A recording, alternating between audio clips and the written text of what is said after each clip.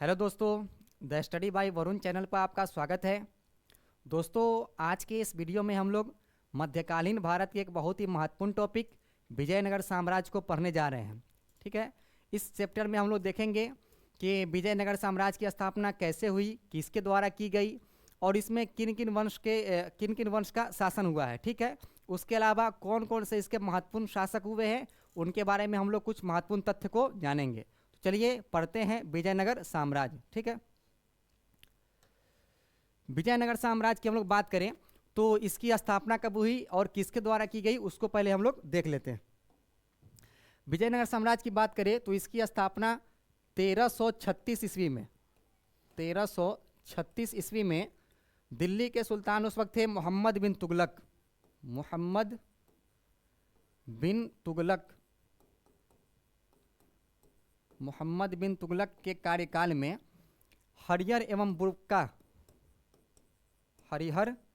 एवं बुक्का नामक दो भाइयों ने इस साम्राज्य की स्थापना की थी। ठीक है, मोहम्मद बिन तुगलक की बात करें तो ये 1325 ईस्वी में दिल्ली के सुल्तान बने।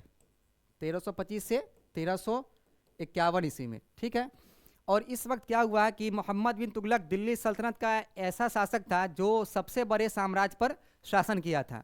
लेकिन इसी के समय क्या हुआ कि इसके साम्राज्य का पतन, दिल्ली सल्तनत के जो साम्राज्य था उसके पतन की शुरुआत इसी के वक्त से हो गई। और इसके समय ही दक्षिण भारत में लगभग 27 विद्रोह हुए। 27 विद्रोह सिर्फ दक्षिण भारत में ही हुए, क्योंकि इसके समय में कुल 34 विद्रोह हुए थे। 34, और उसमें से सिर्फ 27 कहाँ थे, ये दक्षिण भारत में हुआ। इसलिए क्या है कि दक्षिण भारत में मोहम्मद बिन तुगलक के समय में सबसे अधिक विद्रोह हुआ। और इसका जो एक भाई था रिश्ते का, उसका नाम था बहाउद्दीन गुरशप। बहाउद्दीन गुरशप बहाउद्दीन गुरशप इसने क्या किया कि मोहम्मद बिन तुगलक के खिलाफ विद्रोह कर दिया और भाग करके कहाँ चला गया, दक्षिण भारत। और दक्षिण भारत में ये चला गया काम्पिल्य राज्य में। ठीक है, ये भाग करके काम्पिल्य राज्य में चला गया। और जो हरियर और बुक्का जो दो भाई थे, हरियर और बुक्का जो दो भाई थे, ये पहले जो थे ये वारंगल काकतीय साम्राज्य में क्या थे, वहाँ के ये राजस्व मंत्री थे। ठीक है, लेकिन वारंगल से इन्होंने वहाँ से हट करके कहाँ चले गए, बाद में वो चले गए काम्पिल्य राज्य में और वहीं पर जा करके ये नौकरी करने लगे। और जब मोहम्मद बिन तुगलक के जब भाई वो भाग करके बहाउद्दीन गुरशप जब गया कहाँ, काम्पिल्य राज्य में, तो मोहम्मद बिन तुगलक द्वारा वहाँ भी हमला किया गया और वहाँ पर उसको मार करके और वहाँ के लोगों को क्या किया गया, बंदी बना करके दिल्ली लाया गया। और उन्हीं कैदी में जो दो भाई थे वो थे हरियर और बुक्का, इनको भी क्या किया गया, दिल्ली पकड़ करके लाया गया। ठीक है, और बाद में हरियर और बुक्का को क्या किया गया, इनको इस्लाम धर्म में परिवर्तन करा दिया गया और ये मुसलमान बन गए। ठीक है, लेकिन जो 27 विद्रोह हम लोग देखे हैं कि हुआ है मोहम्मद बिन तुगलक के कार्यकाल में, तो इसी तरीके के फिर दोबारा विद्रोह काम्पिल्य राज्य में भड़का। काम्पिल्य राज्य में दोबारा विद्रोह ये भड़का। तो इसी को दबाने के लिए क्या हुआ कि हरियर और बुक्का को मोहम्मद बिन तुगलक ने क्या किया, काम्पिल्य राज्य में इस विद्रोह को दबाने के लिए भेजा। ठीक है, जब वहाँ ये दोनों भाई गए तो विद्रोह दबाने के बाद वहाँ फैली अव्यवस्था को देख करके इन्होंने क्या किया, अपने गुरु विद्यारण,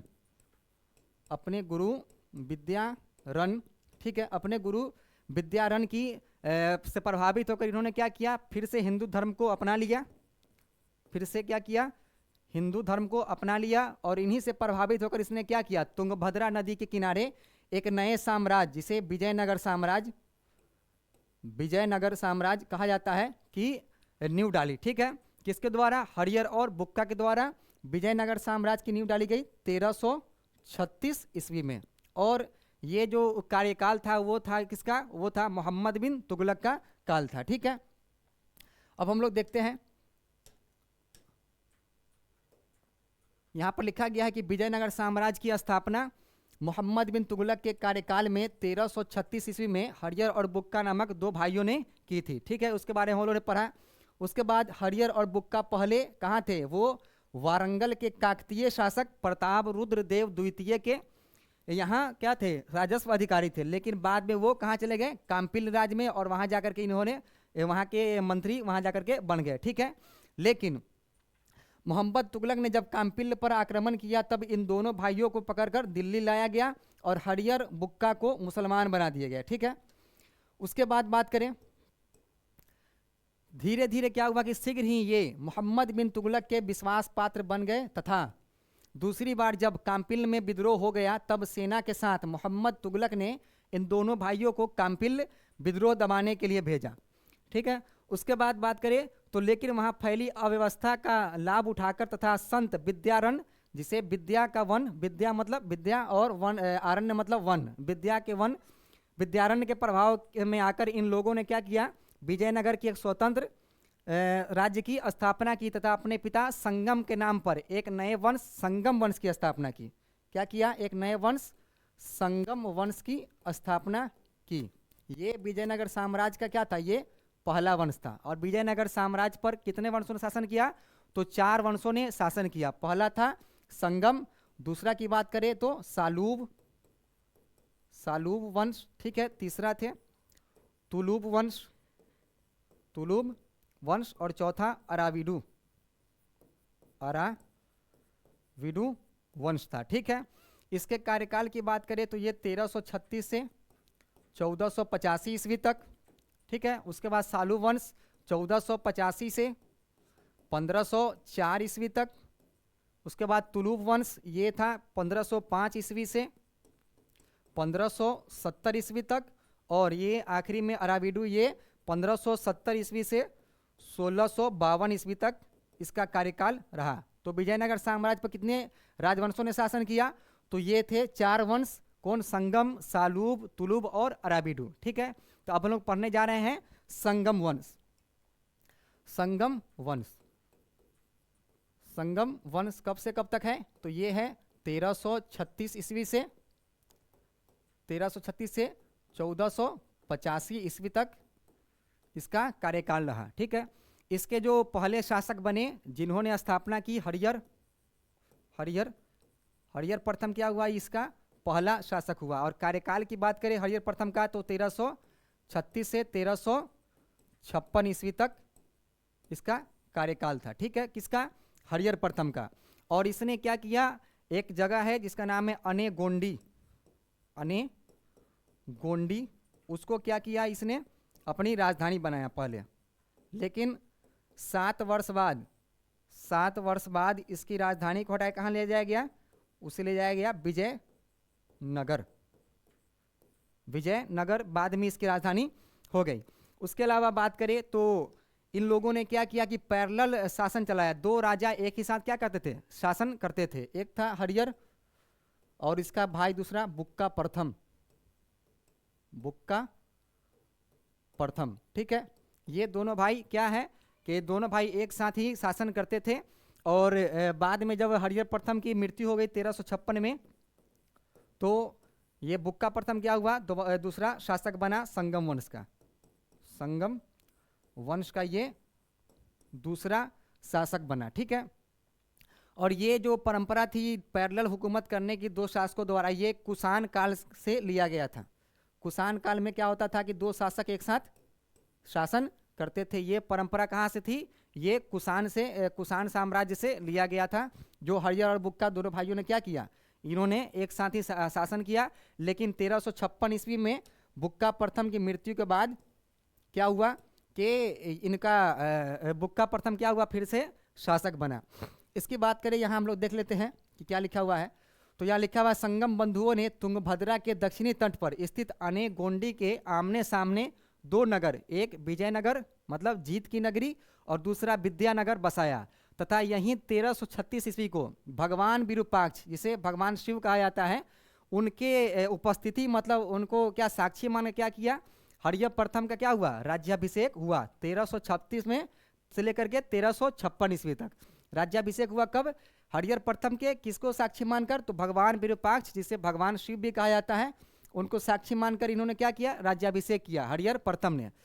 तथा हरियर प्रथम इस वंश का क्या हुआ, प्रथम शासक हुआ। ठीक है, आगे है, कृष्णा नदी से दक्षिण की सारी भूमि विरूपाक्ष देवता की मानी जाती थी। कृष्णा नदी से लेकर जो दक्षिण की सारी भूमि थी उसे किसके लिए माना जाता था, वो कहा जाता था कि ये विरूपाक्ष देवता की है।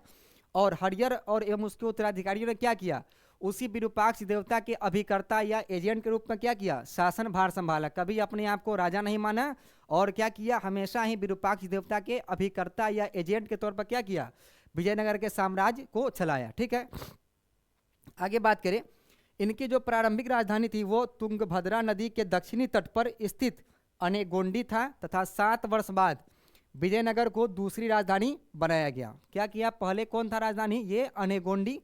ठीक है, यहाँ पर तथा 7 वर्ष बाद क्या हुआ, विजयनगर को यहाँ की राजधानी किसकी, संगम वंश की राजधानी बनाया गया।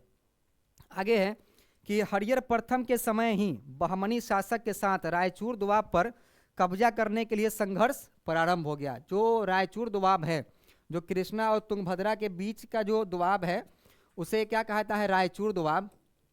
रायचूर दोआब, इस पर चूंकि ये उपजाऊ क्षेत्र था और यहाँ से राजस्व की प्राप्ति होती थी, इसलिए क्या हुआ, इस क्षेत्र पर कब्जा करने के लिए ही जो हम लोग सुनते हैं कि विजयनगर और बहमनी साम्राज्य जो एक ही साथ मतलब 1347 ईस्वी में 1347 ईस्वी में जो बहमनी साम्राज्य की स्थापना हुई थी, उन दोनों के द्वारा क्या हुआ कि इस पर कब्जा करने के लिए क्या हुआ, युद्ध लड़ा गया। और ये युद्ध की शुरुआत जो है ये किसके समय हुई, तो हरियर प्रथम और अलाउद्दीन बहमन शाह के बीच ये युद्ध लड़ा गया। पहली बार इसकी शुरुआत हरियर प्रथम और अलाउद्दीन बहमन शाह के बीच हुई रायचूर दोआब पर कब्जा करने के लिए। इस रायचूर दोआब की बात करें तो ये इस पर कब्जा करने के लिए पुराने ज़माने में भी, उससे पहले भी, इनसे पहले भी क्या होता था कि जो राजवंश वहाँ पर होते थे वो लोग लड़ते रहते थे। जैसे देखिएगा तो चालुक्य और पल्लव क्या करते थे, इन्हीं दोआब के लिए हमेशा लड़ते रहते थे। उसके अलावा चोल और पल्लव भी हमेशा इस दोआब पर कब्जा करने के लिए लड़ते रहते थे। और बाद में क्या हुआ कि विजयनगर और बहमनी इस दोआब पर कब्जा करने के लिए क्या हुए, हमेशा युद्ध करते ही रहते थे।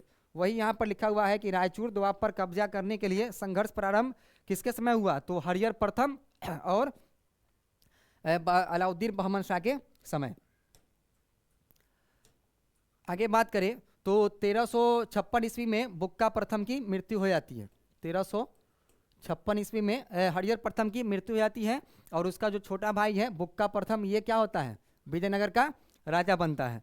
और ये कब तक रहता है राजा, 1356 से 1377 ईस्वी तक। ठीक है, आगे बात करें तो यहाँ पर यही लिखा हुआ है कि हरियर प्रथम की मृत्यु के बाद बुक्का प्रथम क्या हुआ, विजय संगम वंश का शासक बना तथा इसने क्या उपाधि धारण की, ये वेद मार्ग प्रतिष्ठापक की उपाधि धारण की। इसने क्या किया, वेद मार्ग प्रतिष्ठापक की उपाधि किसने धारण की, तो बुक्का प्रथम ने। तो कभी एग्जाम में पूछा जाए कि वेद मार्ग प्रतिष्ठापक की उपाधि किस विजयनगर शासक ने धारण की, तो क्या हो जाएगा, ये बुक्का प्रथम। आगे बात करें तो इसकी सबसे महत्वपूर्ण उपलब्धि क्या थी, ये थी मदुरा विजय। ये मदुरई जो विजय हुआ था ये बुक्का प्रथम की सबसे महत्वपूर्ण उपलब्धि थी। और इसका जो विजय किया था वो था कंपा इसका बेटा था बुक्का का। ये क्या किया था, इसने ही क्या किया, मदुरै पर हमला करके और इसे क्या किया, जीत लिया। और ये हमला इससे पहले भी कंपा के द्वारा हरियर प्रथम के कार्यकाल में किया गया था, लेकिन उस वक्त नहीं जीता जा सका। और बाद में क्या हुआ कि ये बुक्का प्रथम के कार्यकाल में इसके बेटे ने वहाँ पर हमला किया और इस क्षेत्र को क्या किया, मदुरै को जीत लिया। और मदुरै पहले क्या था, ये एक मुस्लिम राज था और इसके साथ ही क्या हुआ कि मदुरै में जो दक्षिण भारत में एक मुस्लिम राज था उसकी समाप्ति हो गई इस युद्ध के बाद। और इसी के उपलक्ष्य में जो बुक्का प्रथम की बहू थी और कंपा की बीवी जिसके नाम था गंगा देवी, उसके द्वारा क्या किया गया, गंगा देवी के द्वारा एक महाकाव्य जिसे मदुरै विजयम नामक पुस्तक की रचना किसके द्वारा की गई, तो कंपा की बीवी और इसके बुक्का प्रथम की बहू गंगा की देवी के द्वारा मदुरै विजय की नामक एक पुस्तक की रचना की गई। ठीक है, और इसके बाद बात करें तो मुदगल के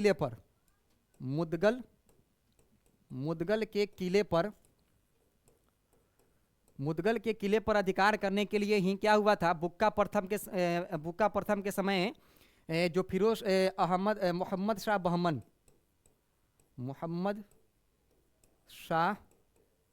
बहमन और बुक्का प्रथम के बीच, बुक्का प्रथम के बीच बुक्का प्रथम के बीच क्या किया गया, युद्ध लड़ा गया, जिसमें क्या हुआ कि ये पहली बार इसी युद्ध में मुदगल किले के किले पर आक्रमण के समय ही पहली बार क्या हुआ कि तोपों का उपयोग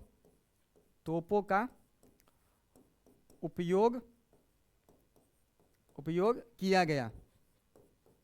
पहली बार छोटे पैमाने पर क्या किया गया, तोप और बारूद का प्रयोग किसके समय किया गया, तो मुदगल के किले पर अपना अधिकार जमाने के लिए मोहम्मद शाह बहमन और बुक्का प्रथम के बीच ये युद्ध लड़ा गया। ठीक है, जिसमें क्या हुआ, एक तोपों का प्रयोग किया गया और बारूद का प्रयोग किया गया छोटे पैमाने पर। उसके अलावा इसमें क्या हुआ कि बहुत से लोगों की, बेगुनाह लोगों की, जनता की मौत को जनता को मारा गया। ठीक है, इसलिए इसमें एक संविधान बनाया गया कि आज के बाद कभी भी किसी भी युद्ध में बेगुनाहों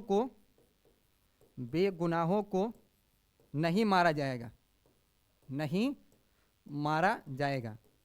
ये क्या था, ये संविधान बना उसी वक्त कि भाई युद्ध जब होगा तो आम जनता को कोई कष्ट नहीं दिया जाएगा, सिर्फ सैनिक ही लड़ेंगे। ठीक है, तो इसमें क्या हुआ, इस युद्ध में एक तो बारूद का प्रयोग किया गया और दूसरा क्या हुआ, बेगुनाहों को नहीं मारा जाएगा, ऐसा युद्ध का संविधान तैयार किया गया। ठीक है, आगे वही लिखा हुआ यहाँ पर, मुदगल के किले पर अधिकार के लिए बहमनी सुल्तान मोहम्मद शाह और बुक्का प्रथम के बीच युद्ध हुआ, जिसमें पहली बार तोपों के प्रयोग की जानकारी मिलती है, तथा इसी युद्ध में संविधान बना दिया गया कि युद्ध के दौरान आम नागरिकों की हत्या नहीं की जाएगी। ठीक है, ये कब हुआ, तो मुदगल के किले पर आक्रमण के अधिकार के लिए।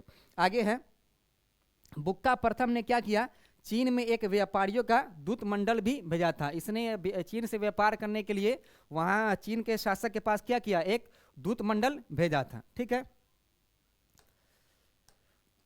आगे देखिए, आगे है कि 1377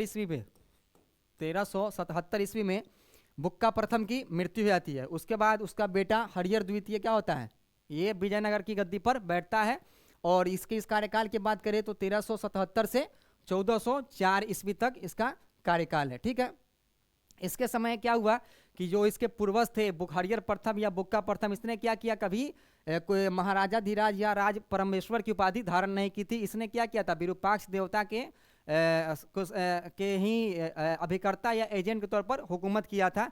लेकिन इसने क्या किया, ये विजयनगर का पहला शासक था हरिहर द्वितीय, जिसने महाराजा धीराज एवं राज परमेश्वर की उपाधि धारण की।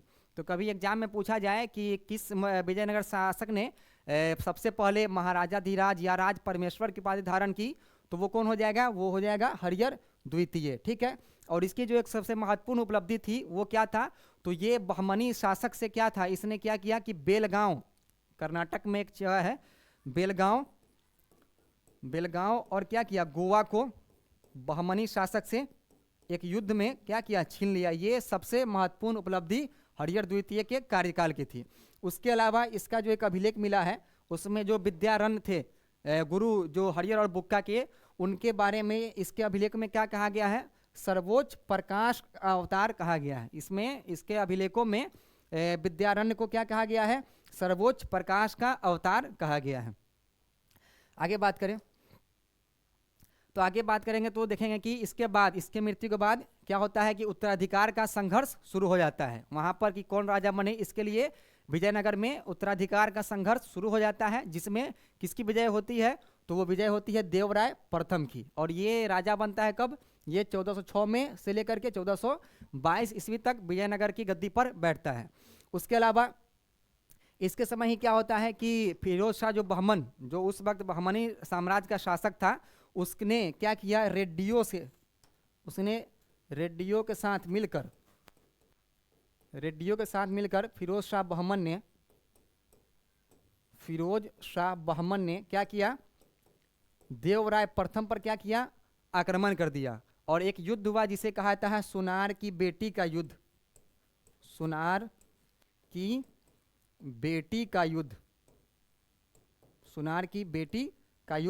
और इस युद्ध में क्या होता है कि देवराय प्रथम की हार हो जाती है, और इसे क्या होता है, इस संधि के तहत इसे अपनी बेटी की शादी फिरोज शाह बहमन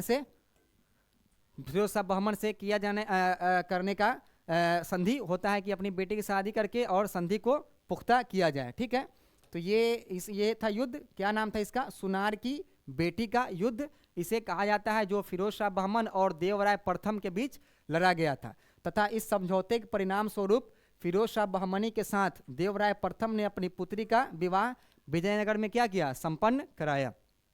आगे देखिए, आगे है कि देवराय प्रथम ने सर्वप्रथम क्या किया, सेना में घोड़ों के महत्व को समझा। ये इसे लगा कि भाई युद्ध में घोड़ों के बहुत महत्वपूर्ण चीज़ है घोड़ा, इसलिए क्या किया, इसके महत्व को सबसे पहले देवराय प्रथम ने ही समझा और इसने क्या किया, अरब देशों से क्या किया, घोड़ों के आयात को शुरू कर दिया और इसने अरब देशों से घोड़े के आयात को शुरुआत करवा दी। ये युद्ध के महत्वपूर्ण घोड़ों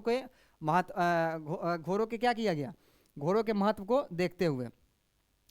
तथा सर्वप्रथम इसने क्या किया, मुसलमानों को सेना में भर्ती करना शुरू कर दिया। इससे पहले विजयनगर साम्राज्य में मुस्लिम सेना नहीं रहते थे, लेकिन क्या किया देवराय ने, इसके महत्व को समझते हुए सर्वप्रथम अपने सेना में मुसलमानों को भर्ती किया और इसकी सेना में लगभग कितने मुसलमान थे, तो 10,000 मुसलमान सैनिक देवराय प्रथम की सेना में थे। ठीक है, आगे इसने और काम किए क्या, इसने तुंगभद्रा पर बांध बनवाकर अपनी राजधानी विजयनगर तक नहरें निकलवाई। इसने क्या किया, तुंगभद्रा नदी पर बांध बनवाया और उससे नहर जो निकलवाई कहाँ तक, विजयनगर तक पहुँचने के लिए क्या किया, एक नहर का निर्माण करवाया। ठीक है, उसके अलावा इसके दरबार में हरविलास के लेखक, जो एक पुस्तक है हरविलास, इसे कभी एग्जाम में पूछा जाता है कि हरविलास के लेखक कौन है, तो वो लेखक थे श्रीनाथ। वो किसके दरबार में रहते थे, तो वो श्रीनाथ के देवराय प्रथम के दरबार में ही हरविलास के लेखक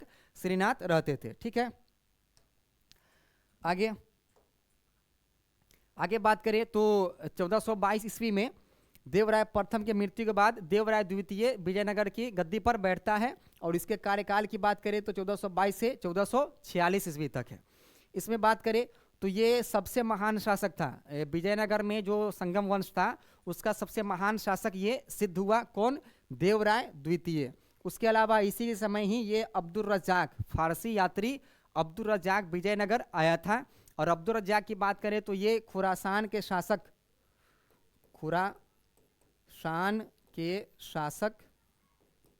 शाहरुख का दूत था। शाहरुख का क्या था, ये दूत था जो विजयनगर साम्राज्य में देवराय द्वितीय के कार्यकाल में आया था और इसने कहा कि मैंने विजयनगर जैसा कोई नगर देखा ही नहीं है पूरी दुनिया में। उसके अलावा देवराय द्वितीय ने क्या किया, बहमनी के बढ़ते प्रभाव को रोका तथा उड़ीसा के गजपति शासक को दक्षिण प्रसार से रोका। इसने बहमनी साम्राज्य के बढ़ते प्रभाव को रोका और उड़ीसा के जो गजपति शासक थे उसके दक्षिण जो विस्तार था उसको क्या किया, इसने अपनी सेना और अपनी ताकत के बदौलत उसको रोका। इसकी मृत्यु के साथ ही संगम वंश का पतन क्या हो गया, प्रारंभ हो गया। इसके मृत्यु के बाद जो राजा हुए वो उतने शक्तिशाली नहीं हो सके, उनके समय से ही क्या हो गया, संगम वंश का पतन शुरू हो गया। इसके बाद कुछ दिन के लिए मल्लिकार्जुन, जिसे प्रौढ़ देवराय कहा जाता है, ठीक है, कभी पूछा जाता है कि प्रौढ़ देवराय किस विजयनगर शासक कहा जाता है, तो वो कौन हो जाएगा, मल्लिकार्जुन कहा जाता है, शासक बना। तथा उसके बाद विरूपाक्ष द्वितीय शासक बना। इसके बाद क्या हुआ कि विरूपाक्ष द्वितीय शासक बना और इसके एक सामंत वीर सालूब नरसिंह ने इसकी हत्या कर दी और स्वयं शासक बन बैठा और एक नवीन राजवंश जिसे सालूब वंश कहा जाता है उसकी स्थापना की। सालूब वंश की स्थापना की किसके द्वारा, तो ये सालूब नरसिंह के द्वारा विरूपाक्ष द्वितीय की हत्या करके एक नए वंश सालूब वंश की स्थापना की। सालूब वंश की बात करें तो ये 1485 ईस्वी में इसकी स्थापना सालूब नरसिंह द्वारा की गई और ये कब तक था, तो 1505 ईस्वी तक ये वंश रहा विजयनगर साम्राज्य में। उसके अलावा बात करें तो इसने क्या किया था, विरूपाक्ष द्वितीय की हत्या कर दी और एक नए वंश सालूब वंश की स्थापना की, जिसे इतिहास में क्या कहता है, प्रथम बला प्रहार। इसे इतिहास में प्रथम बला प्रहार, पहली बार ताकत का प्रयोग करके क्या किया गया था, गद्दी से शासक को मार करके उसकी गद्दी को हथिया लिया गया था, इसलिए इतिहास में इसको क्या कहता है, प्रथम बला प्रहार। ठीक है, जिसके द्वारा संगम राजवंश क्या हुआ, समाप्त हुआ और सालूब राजवंश की स्थापना हुई। इसके साथ ही क्या हुआ, संगम राजवंश की समाप्ति हुई और नए वंश सालूब वंश की स्थापना हुई। इस वंश का अंतिम शासक इम्मडी नरसिंह शासक बना। ठीक है, इसका जो अंतिम शासक हुआ इस वंश का वो इम्मडी नरसिंह हुआ, जिसने अपना संरक्षक किसे नियुक्त किया, इसने अपना संरक्षक नरसा नायक को नियुक्त किया। इसने अपना सलाहकार भी नरसा नायक को नियुक्त किया। और नरसा नायक के ही पुत्र वीर नरसिंह ने बाद में क्या किया कि इसके आखिरी शासक जो है ये संगम वंश के आखिरी शासक की हत्या करके एक नए राजवंश तुलुब वंश की स्थापना की। एक नए राजवंश तुलुब वंश की स्थापना की। वीर नरसिंह ने किसकी हत्या कर, इम्मडी नरसिंह की हत्या करके एक नए राजवंश तुलुब वंश की स्थापना की। और ये तुलुब वंश कब से कब तक था, तो ये 1505 से लेकर के 1570 ईस्वी तक इस वंश का विजयनगर गद्दी पर शासन रहा। ठीक है, और इसकी बात करें तो ये 1505 से लेकर के 1570 ईस्वी तक।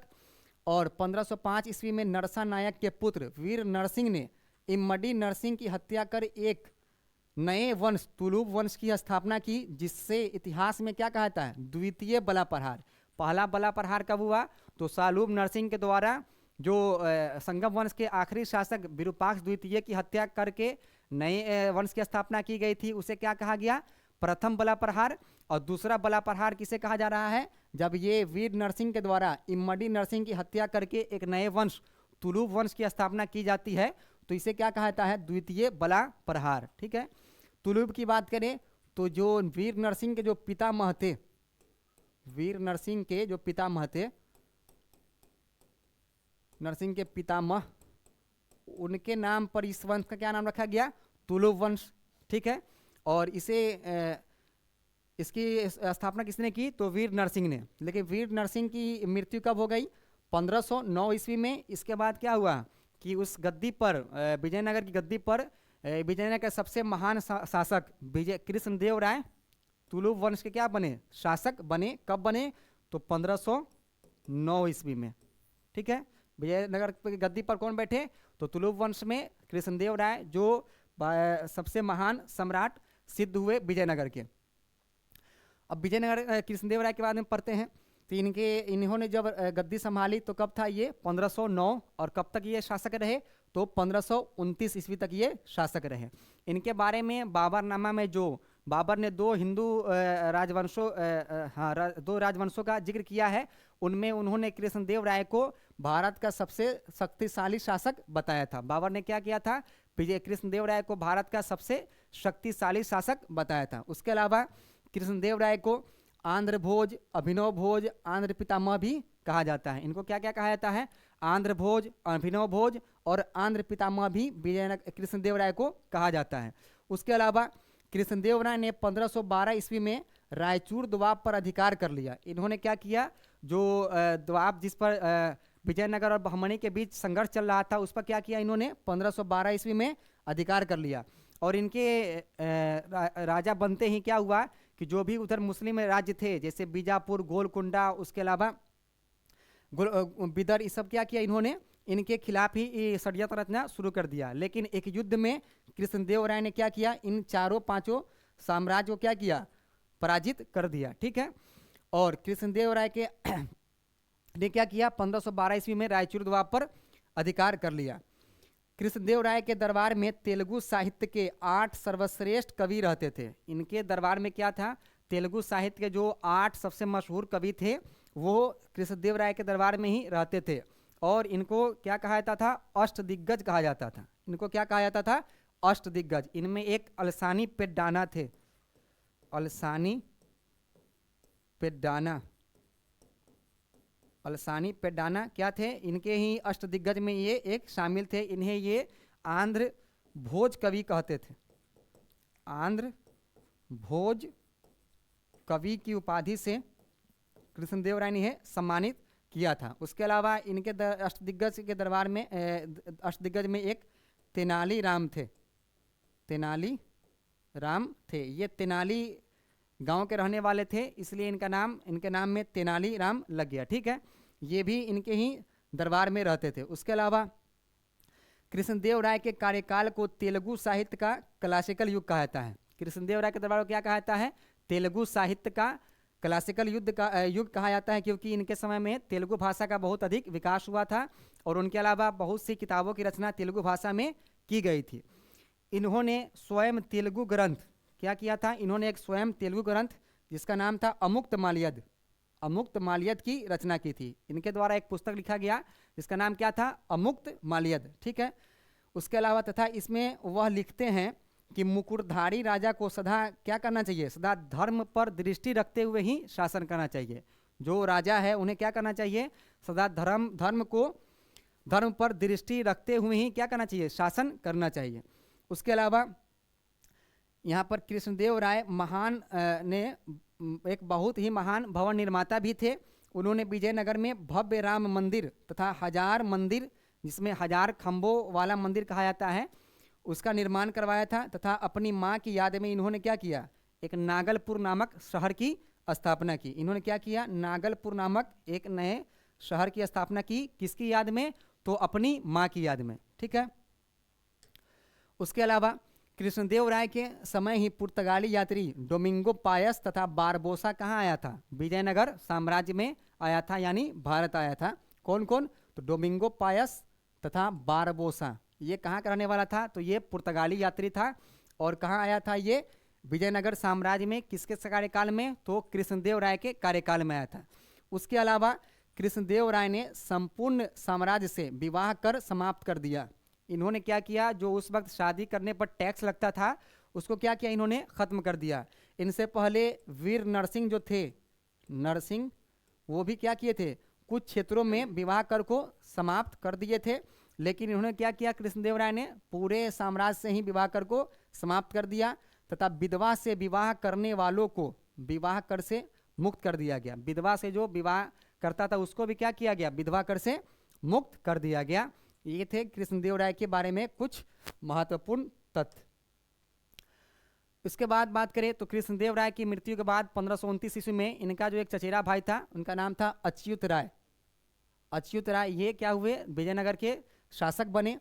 और इन्हीं के शासनकाल में क्या हुआ था कि एक पुर्तगाली यात्री जिसका नाम क्या था, नुनीज, ये कहाँ आया था, भारत आया था, ठीक है। कौन आया था, अच्युत राय के समय में नुनीज भारत आया था।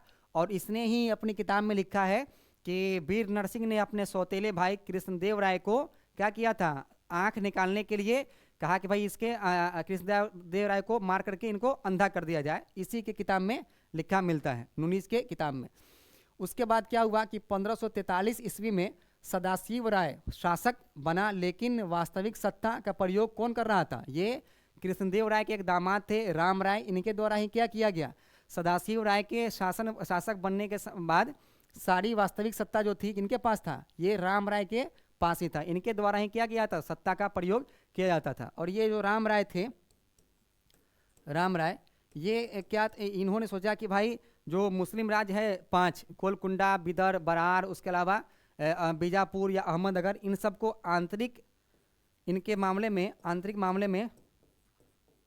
आंतरिक मामले में हस्तक्षेप करके इन्हें क्या किया गया है, इन्हें कमज़ोर किया जाए, ठीक है। लेकिन इनका जो ये दांव था ये बाद में क्या हो गया, उल्टा पड़ गया। और इन्हीं जो 4 राज्य थे इन्होंने मिलकर क्या किया, विजयनगर साम्राज्य पर हमला कर दिया। कब किया, वो 1565 ईस्वी में, जिसे क्या कहा जाता है, तालीकोटा का युद्ध या राक्षसी तंगरी का युद्ध कहा जाता है। इसे क्या कहा जाता है, तालीकोटा का युद्ध या राक्षसी तंगरी का युद्ध कहा जाता है। ये किसके कार्यकाल में हुआ था, तो ये सदाशिव राय के कार्यकाल में हुआ था। और इसमें कौन कौन से राज्य शामिल थे, तो वो थे बीजापुर, अहमदनगर, गोलकुंडा और बिदर।